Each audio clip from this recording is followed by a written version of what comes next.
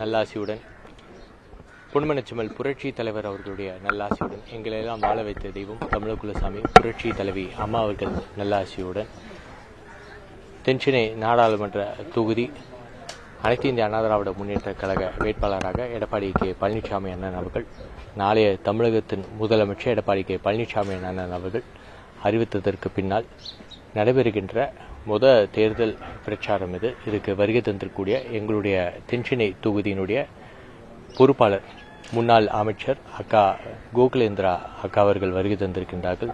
வருகை தந்திருக்கக்கூடிய மாவட்ட கழக செயலாளர் MK அசோக் அவர்களும், நம்முடைய பகுதி செயலாளர் ஜெயச்சந்திரன், நம்முடைய வட்டக்கழக செயலாளர்கள் நம்முடைய கோஷா முரளி, அதே போன்று முன்னாள் கவுன்சிலருக்கு நின்றக்கூடிய வேட்பாளர் நம்ம ராமு எல்லோரும் இங்கே வருகை தந்திருக்கின்றார்கள். மிகுந்த உற்சாகத்துடன் நீங்களே பார்த்திருப்பீர்கள். மிகுந்த உற்சாகத்துடன் கழக தோழர்கள் முழு ஈடுபாடுடன், ஏன்னா ஒரு தேர்தலில் வெற்றி பெற வேண்டும் என்று சொன்னால் கழக தோழர்களுடைய ஒட்டுமொத்த முயற்சியின் காரணமாக வெற்றி பெறுவோம். அந்த வகையில் கழக தோழர்கள் மிகுந்த எழுச்சியுடன் இங்கே பணியாற்றி கொண்டிருக்கார்கள்.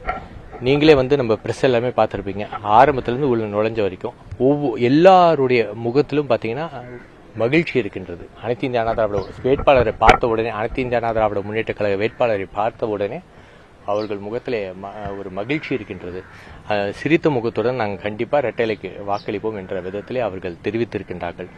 அந்த விதத்தில் கண்டிப்பாக அனைத்து இந்திய அண்ணா திராவிட முன்னேற்ற கழகம் இந்த தினத்தில் ஆரம்பிச்சிருக்கு. எண்டிங் வரைக்கும் இதே எழுச்சியுடன் மக்களுடைய பேராதரவுடன் இந்த தேர்தலில் வாக்கு பதிவு செய்கின்ற அந்த காலகட்டத்தில் கண்டிப்பாக அனைத்து இந்திய அண்ணா திராவிட முன்னேற்ற கழகத்துக்கு மக்கள் வாக்களிப்பார்கள். அந்த நம்பிக்கை இருக்கின்றது. மிகப்பெரிய வாக்கு வித்தியாசத்தில் கண்டிப்பாக அனைத்து இந்திய அண்ணா திராவிட முன்னேற்ற கழகம் இங்கே நான் வெற்றி பெறுவேன் என்பதை தெரிவித்துக் கொள்ள விரும்புகிறேன். இறைவன் அருளா.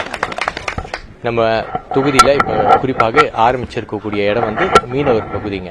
இந்த மீனவர் பகுதியில் மீனவர்கள் எங்களுடைய ஆட்சி காலத்தில் புரட்சி தலைவி அம்மா அவர்கள், அதே மாதிரி எடப்பாடி கே பழனிசாமி அவர்கள் முதலமைச்சராக இருந்த பொழுது மீனவர்களுக்கு எந்தவித பிரச்சனையும் நம்முடைய ஆட்சி காலத்தில் இல்லவில்லை. ஒரு தடவை கூட நம்முடைய மீனவர்கள் வீதிக்கு போராடிய நிலவை ஏற்பட்டதே இல்லை. மீனவர்களுடைய ஒட்டுமொத்த எண்ணங்களை புரிந்து அதற்கேற்றாப்போல் ஆட்சி நடைபெற்றது. அவர்களுடைய நாடாளுமன்ற உறுப்பினராக இருந்திருக்கூடிய நான் அந்த விதத்திலே தான் செயல்பட்டேன்.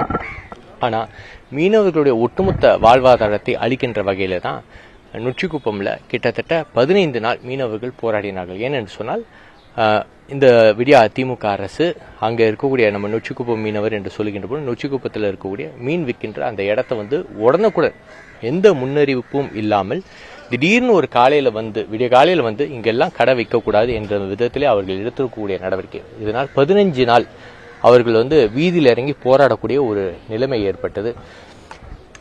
அது தவிர ஒரு 5 மீனவர்கள் சிறையில் அடைக்கப்பட்டிருக்கக்கூடிய அவல கிட்டத்தட்ட 15 நாள் அப்பாவி மீனவர்கள் சிறையில் அடைத்திருக்கக்கூடிய அரசாங்கம் தான் இந்த பாசிஸ்ட் அரசாங்கம் தான் இந்த திமுக அரசாங்கம். மீனவர்களுக்கு எந்தவித நல்ல திட்டங்களையும் செயல்படுத்தாதது தான் இந்த விடியா திமுக அரசு. அதிலும் திமுகவின் நாடாளுமன்ற உறுப்பினர் அந்த காலகட்டத்தில் அவர் நாடாளுமன்ற உறுப்பினராக இருந்தார். எந்த அக்கறையும் மீனவர் சார்ந்திருக்கக்கூடிய எந்த திட்டங்களையும் அவர் செயல்படுத்தல. மான்டஸ் புயல் ஏற்பட்டது 2022 டிசம்பர் மாதம். மான்டஸ் புயல் ஏற்பட்ட போது அந்த மான்டஸ் புயல்ல நாங்க பதவியில எதுவுமே இல்லை, நான் நாடாளுமன்ற உறுப்பினரா இல்லை, MK அசோக் எம்எல்ஏவா இல்லை, கழக தோழர்கள் நாங்கள் எல்லாருமே ஒன்றிணைந்து கிட்டத்தட்ட நம்ம நொச்சிக்குப்பங்கள்லேருந்து ஆரம்பித்து நம்ம ஷோலிங்கநல்லூர் தொகுதி உத்தண்டி வரைக்கும் இருக்கக்கூடிய மீனவ கிராமங்கள் அனைத்திற்கும் சென்று நாங்கள் அங்கே இருக்கக்கூடிய மீனவ பிரதிநிதிகளை சந்தித்து, ஏனென்றால் அந்த மான்டஸ் புயல் வந்தபோது அந்த மீன்பிடி உபகரணங்கள் பாதிக்கப்பட்டது, வீடெல்லாம் சேதமாகி இருக்கக்கூடிய ஒரு சூழ்நிலை ஏற்பட்டது. அதனால் எல்லா மீனவ கிராமங்களுக்கும் சென்று ஊர் தலைவர்கள் எல்லாம் சந்தித்து நாங்கள் ஆறுதல் தெரிவித்தோம். அவங்க கொடுக்கக்கூடிய மனுவை எடுத்து நாங்கள் கலெக்டர் இடத்துல கொடுத்தோம். ஆனால் இந்த திமுக MP மான்டஸ் புயல் 2022 வீட்டை விட்டு வெளியே வராத ஒரு நாடாளுமன்ற உறுப்பினர் தான், மீனவருக்கு மேல் கிஞ்சித்தும் அக்கறை இல்லாத ஒரு நாடாளுமன்ற உறுப்பினர் தான் திமுக நாடாளுமன்ற உறுப்பினர். இதையெல்லாம் மக்கள் நன்றாக உணர்ந்திருக்கின்றார்கள். அதனால ஒட்டுமொத்தமாக அவர்களுடைய வாக்கு அனைத்து இந்திய அண்ணா திராவிட முன்னேற்ற கழகத்துக்கு இருக்கும்.